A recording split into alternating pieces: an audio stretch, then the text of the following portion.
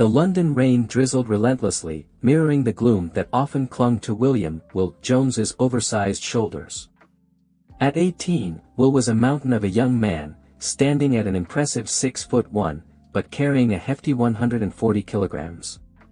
He was a first-year university student, navigating the sprawling city in the even more daunting social landscape.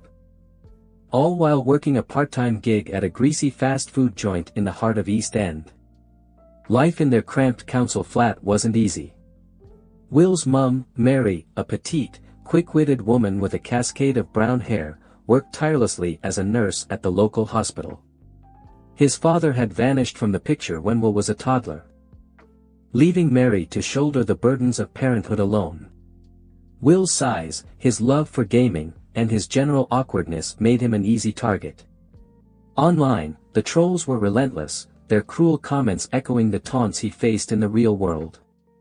He was the whale, the lard ass, the nerd who couldn't get a date even if he paid for it. One particularly bleak evening, the gloom deepened. Will came home to find his mum shaken, her usually bright eyes clouded with fear. A local gang, notorious for their petty thuggery and loan sharking, had come calling, demanding payment on a small loan Mary had taken out to cover some unexpected bills. They hadn't been physically violent, but the threat hung heavy in the air, thick and suffocating like the London smog. That night, staring at his reflection in the cracked bathroom mirror, Will saw not just a large, awkward young man, but a failure. A failure to protect the one person who had always believed in him.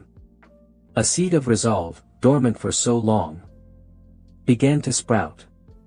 He couldn't keep living like this. He had to change. The next day, after his shift at the burger joint, Will found himself wandering through the maze of narrow streets that crisscrossed the East End. He stumbled upon a small, almost hidden gym tucked away in a dingy alleyway. The sign above the door, barely hanging on, read Smith's Gym. Hesitantly, he pushed open the door. The air inside was thick with the smell of sweat and iron. A gruff voice boomed, "You lost, kid." The speaker was John Smith, a man who looked like he'd been carved from granite.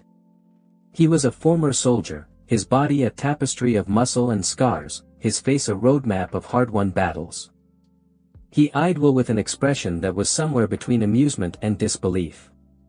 I want to get in shape," Will stammered, feeling his cheeks flush. Smith let out a bark of laughter. "You think this is a magic shop? You think I can wave a wand and make you disappear?"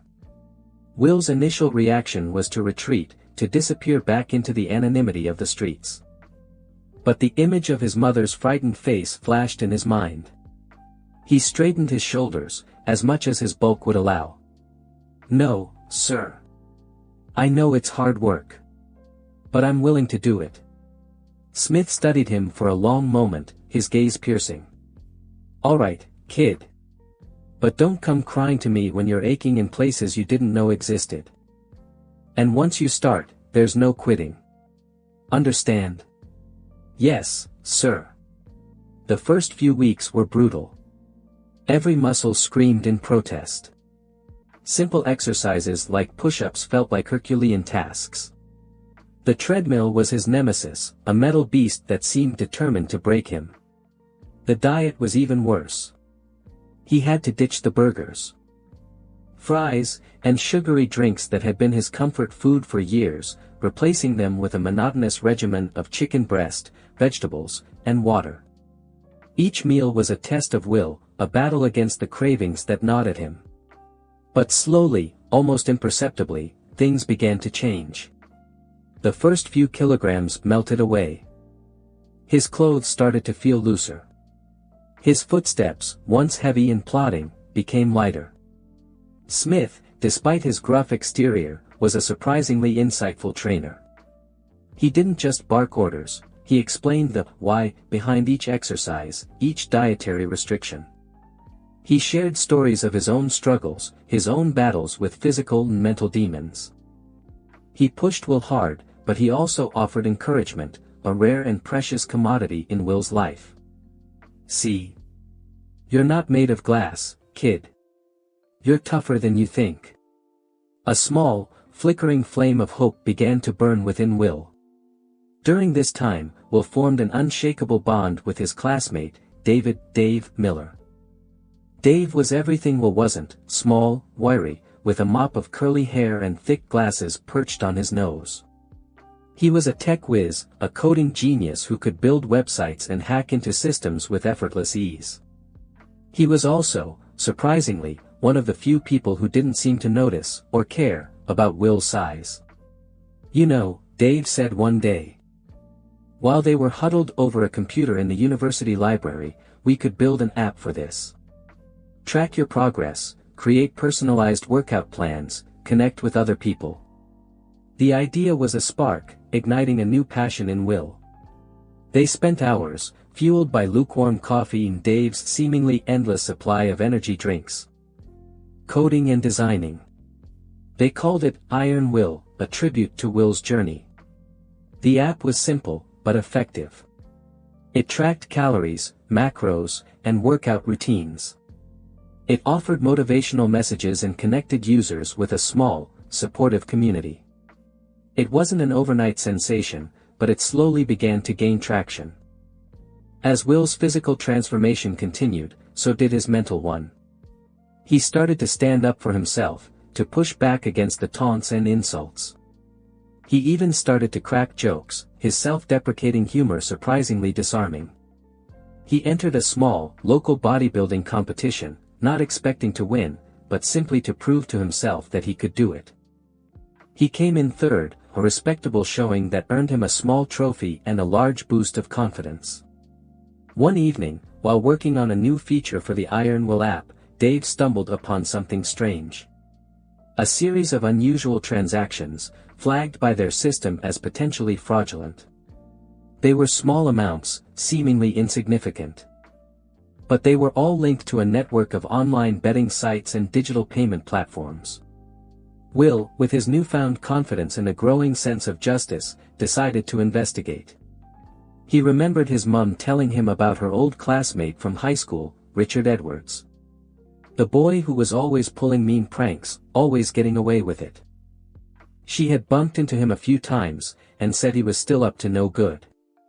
He started digging, using his own burgeoning tech skills and Dave's expertise. They discovered that the transactions were linked to a larger operation, a sophisticated online scam that was targeting vulnerable people, promising easy money and then draining their accounts. And at the center of it all, they found a familiar name, Richard "Rich" Edwards. It turned out Will and Rich had attended the same secondary school, and had actually been friendly in their early years.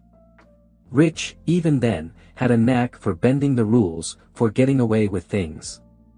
He'd been the popular kid, the one who always had the latest gadgets, the coolest clothes. Will had, for a time, been part of his circle, a silent, awkward follower. But then, something had shifted. Rich had turned on him, using Will's size and insecurities as fodder for his cruel jokes. The friendship had dissolved, replaced by a bitter animosity. Now, years later, Rich had taken his penchant for manipulation to a whole new level. He wasn't just a schoolyard bully anymore, he was a criminal, a con artist preying on the desperate and the naive. Will felt a surge of anger, a righteous fury that burned away any lingering self-doubt. This wasn't just about him anymore. This was about justice. He knew he couldn't do this alone. He needed help.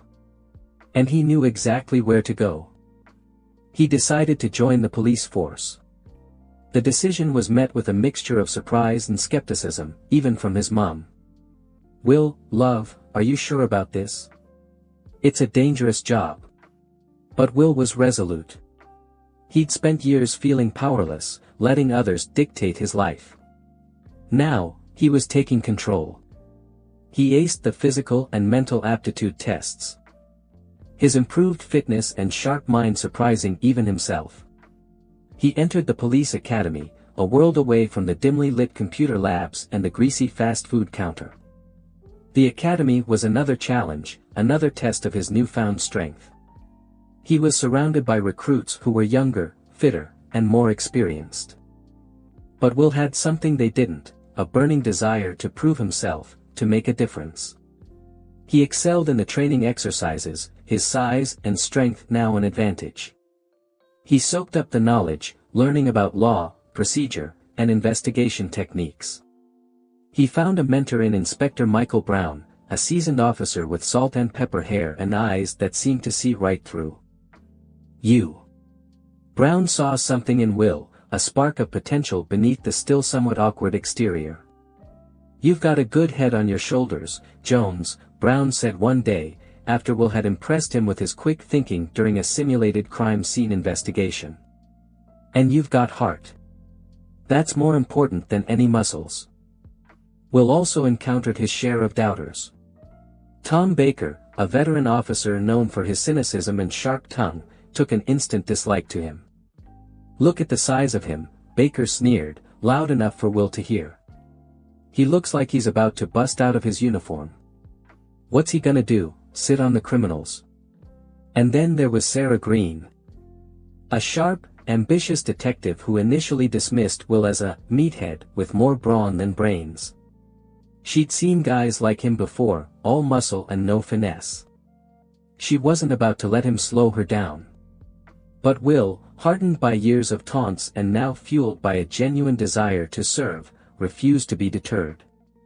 He worked harder, studied longer, and volunteered for every extra duty he could find. He started to earn the respect of his peers, even a grudging nod of approval from Baker on occasion.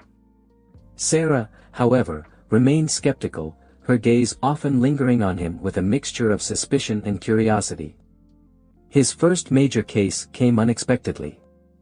A series of seemingly random cyber attacks had targeted small businesses in the East End, crippling their websites and stealing sensitive customer data. The attacks were sophisticated, leaving little trace. The local police were baffled. Will, remembering his own investigation into Rich's online scam, saw a pattern. He recognized the digital fingerprints, the subtle clues that others had missed. He presented his findings to Inspector Brown, who, despite some initial reservations, authorized him to pursue the lead. Working with Dave, who had eagerly volunteered his tech expertise, Will traced the attacks back to a network of shell corporations and offshore accounts. The trail was complex, deliberately obscured. But Will, with his unique combination of street smarts and tech savvy, was able to follow it. He discovered that the cyber attacks were just a small part of a much larger criminal enterprise. Rich Edwards, using his family's wealth and connections, had built a sophisticated operation that spanned from online fraud and illegal gambling to drug trafficking and money laundering. He was no longer just a petty con artist, he was a major player in London's underworld. The realization hit Will like a punch to the gut. He had hoped, perhaps naively, that Rich had changed, that he had outgrown his cruel tendencies. But now, he saw the truth, Rich had simply become more dangerous, more ruthless. He also uncovered something even more disturbing. Rich's gang was planning a major operation, a large-scale drug shipment due to arrive at a derelict warehouse in the Docklands area. This was their chance to take down the entire network, to finally bring Rich to justice. But Will knew he couldn't do it alone. He needed a team he could trust. He turned to Sarah Green. He laid out his evidence, his reasoning, his suspicions. He spoke with a passion and conviction that surprised even himself. Sarah listened, her initial skepticism slowly giving way to grudging respect. She saw the meticulous detail in his work, the sharp intelligence behind his eyes. She saw the fire in him, the burning desire to do what was right. "All right, Jones," she said finally, a hint of a smile playing on her lips. "I'm in. But you screw this up, and I'm personally throwing you in the Thames." The operation was planned meticulously. Will, Sarah, and a team of officers, backed by Dave's remote tech support, would raid the warehouse, catching Rich and his gang in the act. But things rarely go according to plan. As they approached the warehouse, a black SUV screeched to a halt in front of them, blocking their path. Armed men emerged, their faces masked. A firefight erupted, the quiet night shattered by the roar of gunfire. Will found himself face to face with Rich. The years had changed him. Hardened him. He still had that same arrogant smirk, but now it was tinged with a cold, calculating menace. Well, Rich sneered, his voice dripping with contempt. Look who it is. The fat kid playing cop. I thought you'd be too busy stuffing your face with burgers to bother me.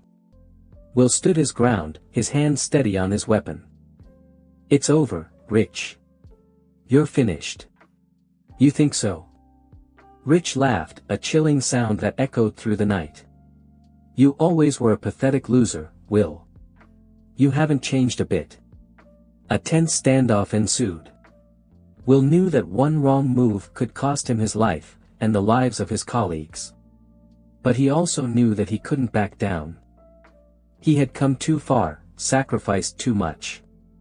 He wouldn't let fear, the fear that had haunted him for so long, control him any longer. This confrontation would decide it all. The standoff was broken by a sudden move from Rich.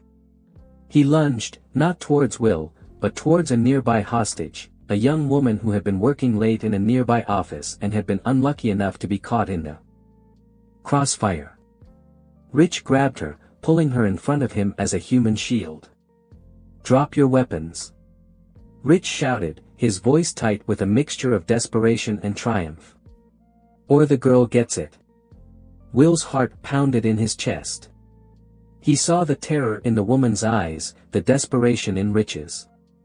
He knew that Rich was capable of anything. He lowered his weapon, his mind racing, searching for a solution.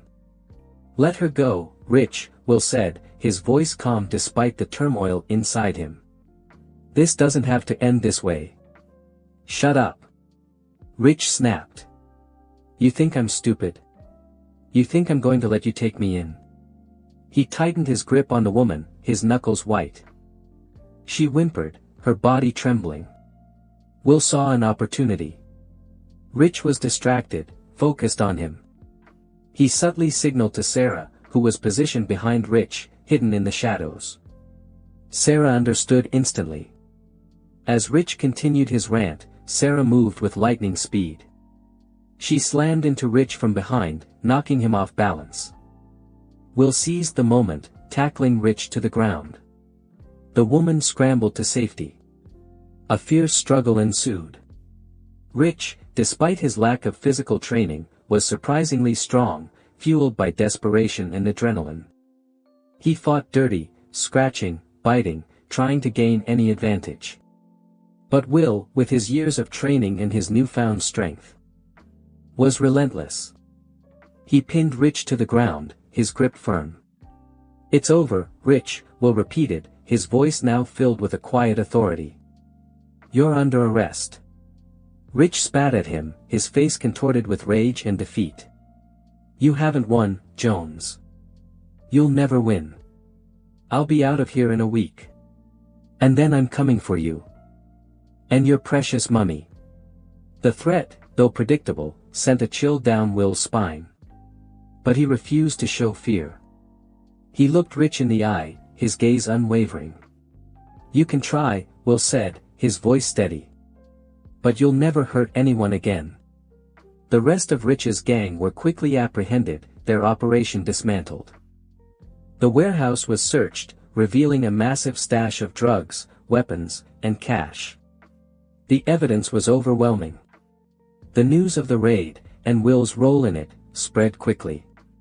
The media, initially focused on the sensational aspects of the case, soon began to highlight Will's personal story, his transformation from a bullied, overweight teenager to a courageous police officer. He became a local hero, a symbol of hope and resilience. But the victory was bittersweet. Will received news that Rich had indeed made good on an earlier threat. While not kidnapping her outright, he had orchestrated an accident. Will's mum, Mary, was crossing the road after her shift at the hospital when she was struck by car. A known associate of Rich's gang was driving, but there wasn't enough evidence, and he claimed it was a genuine accident. Mary survived, but she was seriously injured, and the recovery was looking to be lengthy. Will was furious. He channeled all of his rage into finding every shred of evidence to link the driver, and ultimately Rich, to the deliberate attack. Meanwhile, the trial of Richard "Rich" Edwards and his associates was a media circus. The courtroom was packed with reporters, lawyers, and curious onlookers. Rich, despite being behind bars, maintained his arrogant facade, his lawyers arguing that he was a legitimate businessman, framed by jealous rivals and overzealous police officers. Will was called as a key witness. He presented the evidence meticulously, detailing the investigation, the cyber attacks, the drug trafficking, the money laundering. He spoke clearly and confidently, his voice resonating with authority. Rich's lawyer, a slick, high-priced barrister, tried to discredit him, dredging up his past. His struggles with weight, his history with Rich. "Isn't it true, Officer Jones, that you were once a close friend of the defendant? And that you harbored a grudge against him because he outgrew you?" Will met the lawyer's gaze unflinchingly. "We were friends, yes. But that ended a long time ago. My motivation here is not personal. It's about justice. It's about protecting the innocent from people like Richard Edwards." The turning point came when Dave, with the help of Olivia Davies, the young, ambitious journalist who had become an unlikely ally, presented a crucial piece of evidence, a hidden server, recovered from Rich's mansion, containing encrypted files that detailed his entire criminal operation. The files included recordings of Rich ordering the cyber attacks, planning the drug shipments, and even discussing the accident involving Will's mother. The courtroom erupted. Rich's face paled, his carefully constructed facade crumbling. His lawyers were speechless. The jury, after a short deliberation, returned a verdict. Guilty on all counts. Rich Edwards was sentenced to a lengthy prison term, his reign of terror finally over. His associates received similar sentences. As Will left the courtroom, he was surrounded by reporters, their cameras flashing, their microphones thrust in his face. He answered their questions patiently, but his thoughts were elsewhere. He was thinking of his mom, recovering in the hospital. He was thinking of all the people who had been hurt by Rich's actions. An older woman approached him, her eyes filled with tears. "Thank you," she said, her voice trembling. "You saved my son.